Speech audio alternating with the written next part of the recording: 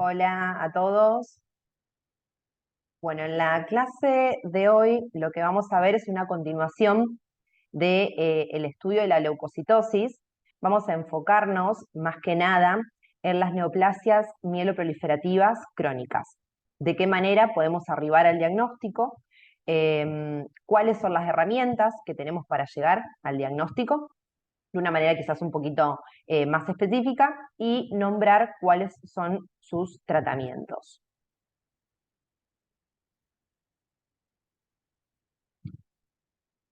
Bueno, las neoplasias mieloproliferativas crónicas son enfermedades clonales, enfermedades malignas, que se van a caracterizar por una producción desmedida de las células de la sangre de tipo mieloides. Esto ocurre a nivel de médula ósea, pero estas células van a salir a la circulación, a la sangre periférica, entonces se van a manifestar con un aumento de los glóbulos rojos, de los glóbulos blancos y o de las plaquetas. Las mismas van a ser las leucemias mieloide crónica, la policitemia vera, la mielofibrosis primaria y la trombocitosis esencial. Con lo que respecta a la clasificación, podemos clasificarla según una alteración genética, que es la presencia o no del cromosoma Filadelfia, que después lo vamos a desarrollar más con la leucemia mieloide crónica.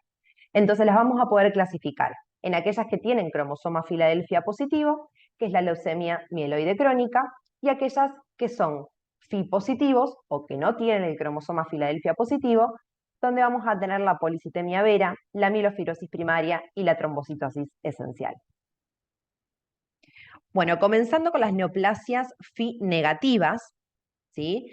Vamos a tener estas tres, este gráfico en sí lo que hace es plasmarnos quizás de una manera muy clara cómo son estas enfermedades. Fíjense que se van superponiendo una con la otra. ¿Qué quiere decir esto? Que si bien la policitemia vera, lo que nosotros vamos a tener principalmente es un aumento de los glóbulos rojos, también puede cursar con un aumento de las plaquetas o los glóbulos blancos, al igual que lo que puede suceder en la trombocitosis esencial. A su vez, estas enfermedades pueden ir mutando y pueden ir convirtiéndose una con otra. Por ejemplo, lo más frecuente, ¿sí?, que puede llegar a ocurrir es que la policitemia se transforme en una mielofibrosis primaria o que la trombocitosis esencial se transforme en una mielofibrosis primaria.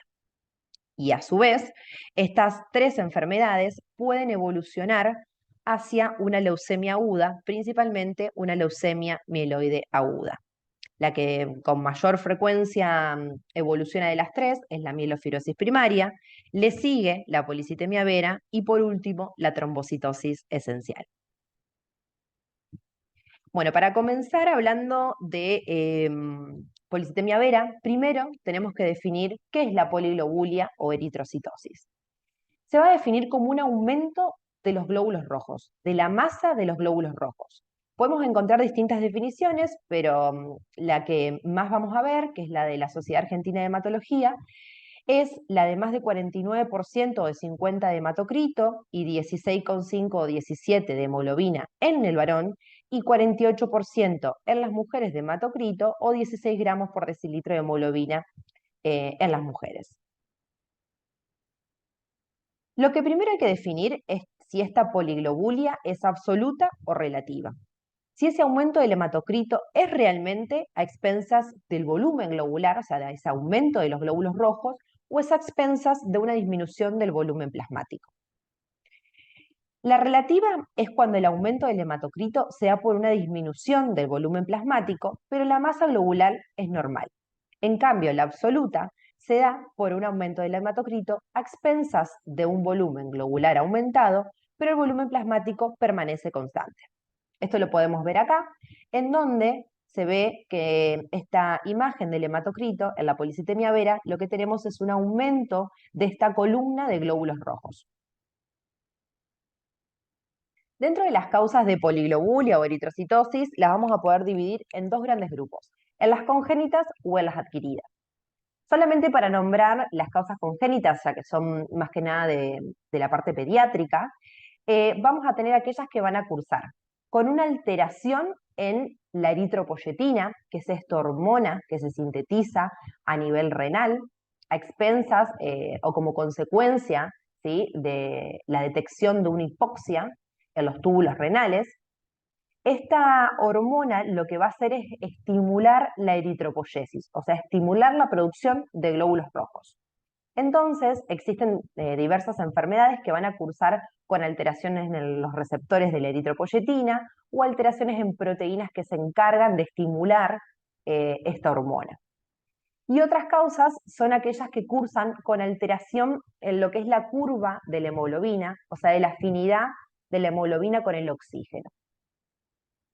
Las de los adultos van a ser aquellas que son adquiridas y a su vez pueden ser primarias o secundarias.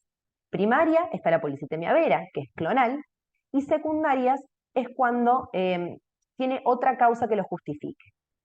Pueden ser aquellas que cursan con hipoxemia, o sea, con el oxígeno bajo a nivel arterial, que las mismas pueden ser de causa central, como pueden ser las cardíacas, las respiratorias, el EPOC, el asma, apnea obstructiva del sueño o la altura, el tabaquismo, y a nivel local, por causas a nivel renal. Esto puede ocurrir, por lo que hablamos anteriormente, que el riñón es el encargado de producir la eritropoyetina.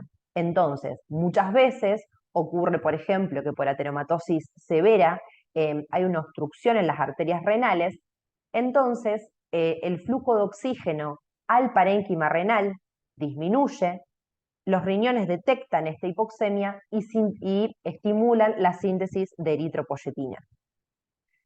Y las que son sin hipoxemia, tenemos post-trasplante renal, drogas o tumores. La más frecuente quizás son las de los tumores, dentro de lo que son los síndromes paraneoplásicos, tumores de tipo sólidos que tienen la capacidad de sintetizar sustancias símil hormonas. Por ejemplo, sustancias símil eritropoyetina. Entonces, lo primero que tenemos que hacer cuando tenemos un paciente con poliglobulia, ver si es relativa o es absoluta. Y segundo, buscar causas secundarias, que son las causas más frecuentes. ¿Cómo podemos buscar todas estas causas? Y bueno, podemos comenzar con una oximetría en sangre periférica de origen arterial, estudiar la parte cardíaca con ecocardiogramas, electrocardiogramas, la parte respiratoria, anatómica, con tomografía, radiografía, funcional, con espirometría, a nivel renal, ecografía renal, ecodoppler de las arterias renales, y a nivel secundario, bueno, fundamental obviamente la anamnesis y el screening a nivel tumoral. Cuando ya descartamos estas causas, bueno, podemos abarcarnos en el estudio de la policitemia vera. La policitemia vera, entonces, es una enfermedad clonal, te vuelvo a repetir, que son las que tienen esta proliferación autónoma desmedida, ¿sí? Que se va a caracterizar por un aumento de los hematíes circulantes. Si nosotros hacemos un frotis de sangre periférica en un paciente con una policitemia vera, los mismos van a ser completamente normales, o sea, la morfología es normal. Lo que aumenta son la cantidad. La clínica puede ser muy variada, algunos de ellos se pueden manifestar completamente asintomáticos con un hallazgo en un laboratorio, o podemos tener un síndrome de hiperviscosidad por la cantidad de células circulantes, que esto nos dé una fascie eritematosa, inyección conjuntival, por hipoxia en los tejidos nos puede dar cefaleas, vértigos, acúfenos, visiones borrosas, eritromelalgia, que ahora voy a mostrar una foto, prurito. A su vez podemos tener esplenomegalia, que esto ocurre principalmente por alteración de lo que es los sitios de hematopoiesis. ¿Se acuerdan que cuando tuvimos la clase introductoria y hablamos de dónde se generan las células de la sangre? En los adultos y luego del nacimiento, el principal órgano de la hematopoiesis era la médula ósea. Pero en el vientre materno esto ocurría también en el saco vitelino, en el hígado y en el vaso. Bueno, en este tipo de enfermedades, en los síndromes mieloproliferativos crónicos, esos órganos que anteriormente tenían una capacidad de producir las células de la sangre, lo vuelven a adquirir. Entonces, al volver a ser órganos hematopoyéticos, van a aumentar su tamaño y nos van a dar los síntomas consecuentes. Por ejemplo, en pacientes con policitemia vera, el 70% tiene esplenomegalia. A su vez, podemos tener complicaciones trombóticas, ya sea arteriales o venosas, y complicaciones hemorrágicas. ¿Por qué tenemos complicaciones hemorrágicas?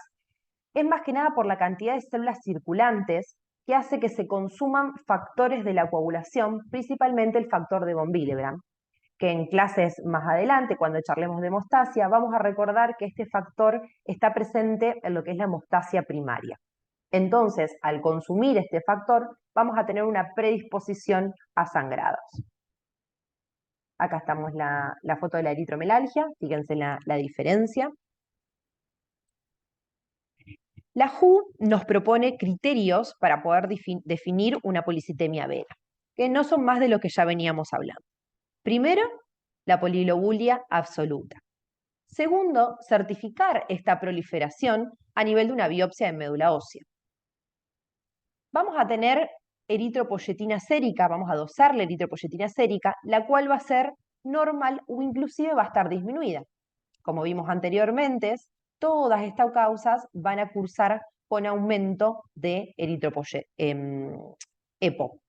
Entonces, la eritropoyesis, en este caso, va a ser autónoma, o sea, no va a depender de la eritropoyetina. Y otra de las cosas que aparecen en estos criterios es la presencia de una mutación, que es una proteína, tirosinquinasa, que se llama JAK2. Esta tirosinquinasa lo que va a hacer es intervenir en la proliferación, diferenciación y apoptosis de las células. Como está mutada, vamos a tener una proliferación aumentada, una diferenciación disminuida, un ciclo celular aumentado y una apoptosis disminuida. Esto va a hacer que la cantidad de glóbulos rojos aumente. ¿Cuál es el problema con esta proteína? Que está, si bien está presente en el 98% de los pacientes con policitemia vera, también puede estar presente en el 50% de los pacientes con trombocitosis esencial y mielofibrosis primaria. ¿Qué quería decir esto? Que necesitamos recurrir sí o sí a los criterios propuestos por la WHO para poder diferenciar muchas veces entre un síndrome mieloproliferativo crónico. Las causas de muerte principalmente de la policitemia vera son causas trombóticas o hemorrágicas y, como hablamos anteriormente, un porcentaje de ella evoluciona a mielofibrosis o a leucemias agudas. El tratamiento de la policitemia vera puede ser de dos tipos. Un tipo en el cual se utilizan las flebotomías, que es la extracción de sangre como si fuera una donación de sangre para bajar la cantidad de glóbulos rojos circundantes. Y otro tratamiento es hacer lo mismo con una medicación, que es una pastilla, que se llama hidroxiurea. Esto se denomina tratamiento citorreducción, o sea, disminuir la cantidad de células. Bueno, pasando a lo que es la trombocitosis esencial, al igual que como hicimos en policitemia vera, lo primero que hay que hacer es definir si el paciente tiene trombocitosis. Se define trombocitosis como más de 400 o 450.000 plaquetas. Las causas de trombocitosis pueden ser primarias o secundarias. Al igual que en la policitemia vera, las causas más frecuentes son estas, las secundarias. Recuerden que la trombocitosis muchas veces puede ser un reactante de fase aguda, entonces puede estar aumentado en infección, inflamación, en ferropenia, en neoplasias, en hemorragias o en pacientes post-esplenectomía. Una vez que podemos descartar todas estas causas, bueno, nos podemos abarcar en el estudio de una posible trombocitosis esencial. Los criterios para nosotros poder definir una trombocitosis esencial, fíjense que uno de ellos es descartar las causas reactivas. Otro es definir la trombocitosis y que ésta sea sostenida. Otro es definir esa proliferación, o sea, certificar esa proliferación a nivel de la médula ósea.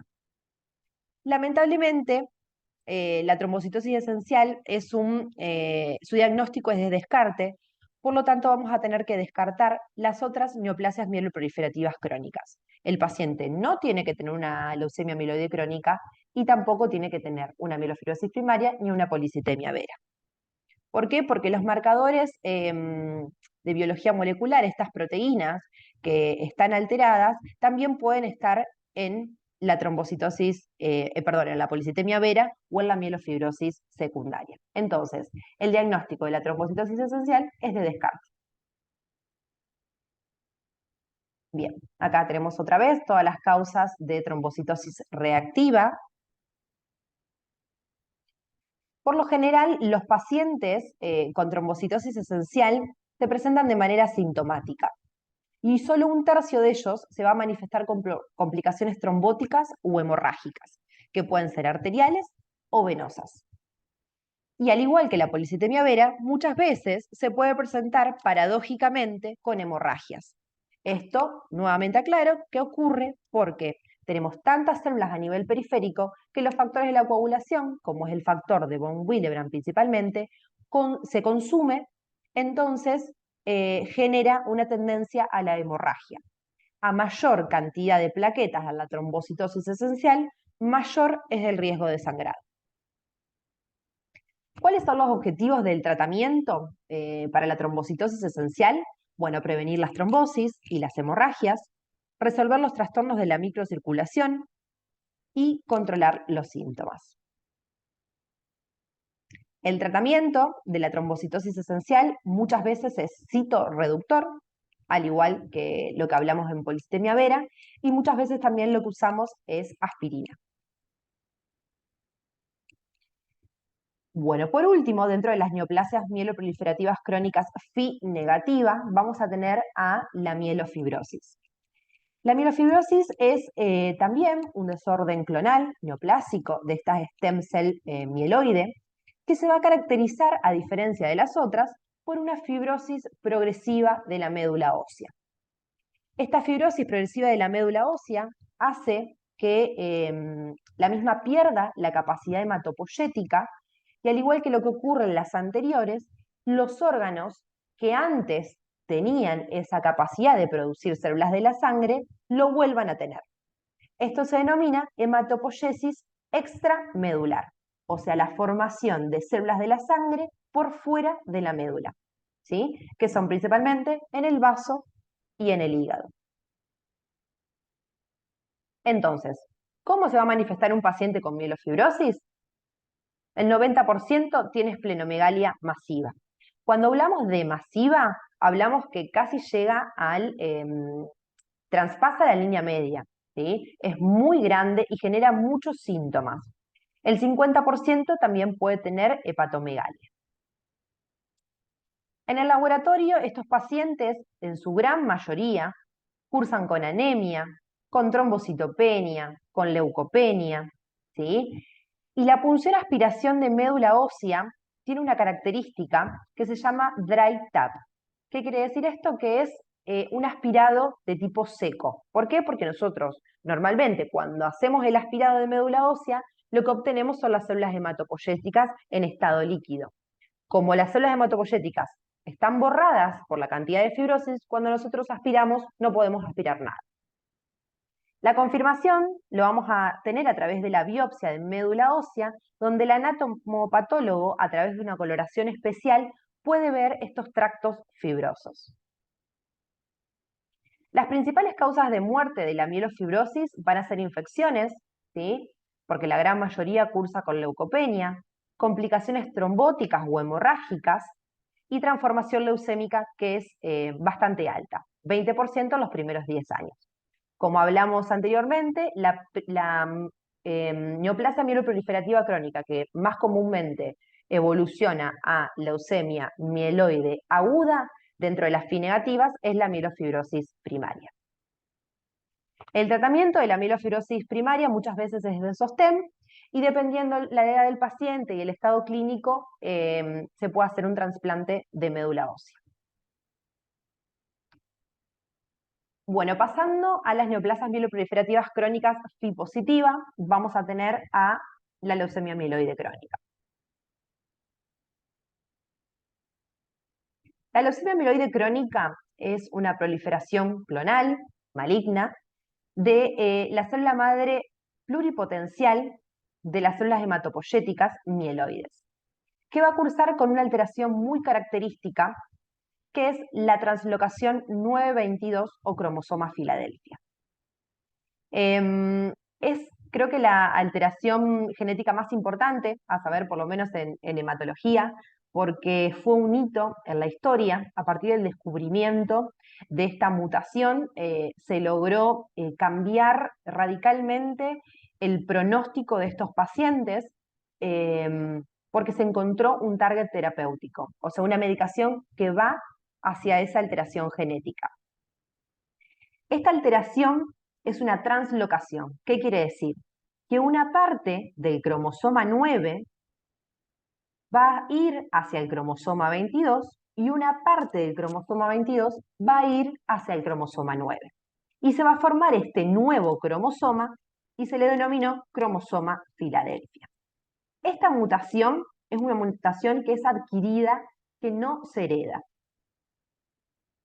Se puede preguntar por qué esta alteración está en las leucemias mieloides crónicas, pero también quizás las escucharon hablar en las leucemias linfoblásticas agudas. Bueno, esto ocurre porque el gen se va a cortar en distintas partes. La proteína que se forma es la misma, es similar, y la translocación se define igual, pero el sitio de ruptura, ¿sí?, del gen es distinto. Por ende, uno va a desarrollar la leucemia mieloide crónica y el otro va a desarrollar la leucemia linfática aguda. Fíjense que si se corta acá, en el gen, nos va a producir una proteína, ¿sí?, que se llama proteína P190. Esto es por el peso, ¿sí? Es una proteína de bajo peso molecular, que es la característica de las leucemias linfoblásticas agudas. En cambio, si se corta acá, la proteína va a ser de mayor tamaño, P210, más grande, y va a ser la característica de la leucemia mieloide crónica. Por eso puede estar presente esta alteración cromosómica en estas dos patologías, pero la proteína en sí es distinta. El peso de la misma es distinta y las consecuencias son distintas. Bueno, esta proteína, al igual que en todos estos síndromes mieloproliferativos, esta tirosinquinasa lo que va a hacer es alterar la regulación en la proliferación y en la diferenciación. Fíjense cómo interviene en un montón de procesos, en la proliferación, en la apoptosis, en la diferenciación y en la sobrevida celular. Entonces, todos estos mecanismos, por alteración de esta proteína, se van a ver afectados. Entonces, las manifestaciones clínicas de esta leucemia mieloide crónica, ¿sí?, se puede clasificar en distintas fases. Tenemos lo que es la fase crónica, la fase acelerada o la fase blástica. El 95% de los pacientes se van a presentar en la fase crónica, ¿sí?, que es una fase que muchas veces es completamente asintomática o puede cursar con astenia, pérdida de peso, febrícula, sudoración nocturna, por este estado hipermetabólico y de producción celular constante. Se puede asociar a esplenomegalia o hematopoiesis extramedular, que esto nos va a generar dolor en hipocondrio izquierdo, plenitud postprandial. Y también puede cursar con esplenomegalia, lesiones cutáneas, infiltrativas o lesiones a nivel óseo. En el laboratorio va a cursar con leucocitosis, que es muy variable, ¿sí? Gran parte de ellos también tienen trombocitosis y anemia. En el frotis de sangre periférica, esta leucocitosis la vamos a ver muy clara, ¿sí? Y vamos a tener algo muy característico, que es la presencia de todos los estadios madurativos de la serie mieloide, desde el blasto hasta el neutrófilo segmentado. Blasto, promielocito, mielocito, metamielocito, neutrófilos en banda, neutrófilos segmentados, todos ellos. Lo único es que si bien vamos a tener blastos, los mismos van a ser menos de un 10%. Este porcentaje de blastos es lo que a nosotros nos va a definir en qué fase de la leucemia mieloide crónica estamos. Como dijimos, la gran mayoría de los pacientes se presentan en la fase crónica, por ende vamos a tener menos de un 10% de blastos en sangre periférica. Pero vamos a tener todos los estadios madurativos. ¿Qué quiere decir esto? Que en sangre periférica no vamos a tener un hiatus leucémico, no vamos a tener ese agujero madurativo que teníamos sí en las leucemias agudas. La médula ósea, obviamente, vamos a ver esta proliferación, o sea que va a ser hipercelular, teniendo en cuenta, obviamente, la edad del paciente. Y luego, dentro de otros estudios que podemos hacer, en lo que es el citogenético, vamos a tener esta translocación 922, porque son los cromosomas que cambian sus partecitas, y dentro de lo que es la biología molecular, que es lo que nos va a detectar las proteínas, vamos a tener esta proteína BCR-ABL. Bien, y luego vamos a tener lo que es la fase acelerada y la fase blástica. La fase blástica es cuando ya esta leucemia crónica se convierte en leucemia aguda. Vamos a tener más de 20% de blastos en sangre periférica. Y la fase acelerada es entre medio de la fase crónica y la fase blástica. Tiene más de un 10% de blastos, pero menos de un 20% de blastos. El tratamiento a elección de esta patología van a ser lo que son los inhibidores de la tirosina quinasa. Los inhibidores de la tirosina quinasa son fármacos target, o sea, que están dirigidos a esta mutación de la translocación 922. Lo pueden haber escuchado, tenemos el imatinib, nilotinib, dasatinib, que son los que más comúnmente se usan y que son los que cambiaron la historia de esta enfermedad.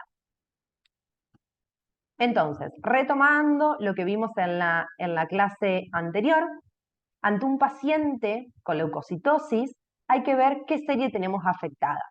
¿Es la serie mieloide o es la serie linfoide?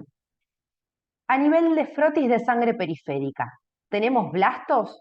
¿Tenemos hiatus leucémico? Bueno, si hay blastos y hay hiatus leucémico, estamos frente a la presencia de una leucemia aguda. Y si no hay blastos o estos blastos son menos de un 10% y no tenemos hiatus leucémico, estamos frente a una patología mieloide crónica. ¿Cuál? Vamos a tener que definirlo según todos los criterios que vimos hoy. En neoplasias mieloproliferativas crónicas Phi positivo, la presencia del BCR-ABL, lo vamos a poder clasificar como una leucemia mieloide crónica. El JAK2, la eritropoyetina y demás nos van a servir a nosotros para poder definir frente a qué patología clonal mieloide estamos. ¿Sí? Lamentablemente, con un frotis de sangre periférica no lo vamos a poder clasificar, sino que vamos a necesitar de todas estas herramientas que estuvimos viendo en la clase de hoy. Bueno, espero que les haya servido. Cualquier cosa lo volvemos a charlar en el taller. Hasta luego.